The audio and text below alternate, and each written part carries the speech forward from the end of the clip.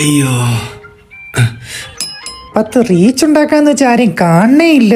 വണ്ടിയിൽ മൊത്തം ആളാണല്ല. ഇനിയിപ്പൊ എവിടെ ഒന്നിരിക്കും? മാമ ഓ, ഇവിടെ ഇരുന്നോ, ഇവിടെ സ്ഥലമുണ്ട്. അയ്യോ മോളെ, കുഴപ്പമില്ല, മാമ ഇവിടെ നിന്നോളാം. അത് മക്കൾക്ക് ഒരു ബുദ്ധിമുട്ടാവൂലേ? അയ്യോ എന്ത് ബുദ്ധിമുട്ട്, സ്വന്തം മോളെ പോലെ കണ്ടാ മതി. മാമ ഇരുന്നോ. ഷോ, ഇപ്പോഴത്തെ പിള്ളേർക്കൊക്കെ എന്ത് എളിമയാണെന്ന് നോക്കണേ. അയ്യോ, സന്തോഷമായി മോളെ. മാമ ഇങ്ങോട്ട് ചേർന്നിരി, ഇവിടെ ഇഷ്ടം പോലെ സ്ഥലമുണ്ട്. സ്വന്തം മോളെ പോലെ കണ്ടാ മതി. ഓ, കുഴപ്പമില്ല മോളെ. പതുക്കെ പണി തുടങ്ങാം.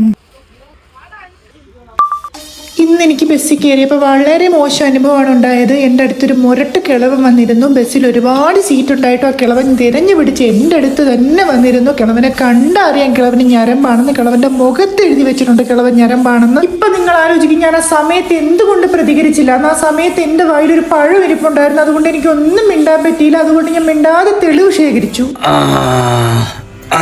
മക്കളെ, മാമൻ ഇറങ്ങാനുള്ള സ്ഥലമായി. വലിയ ഉപകാരം.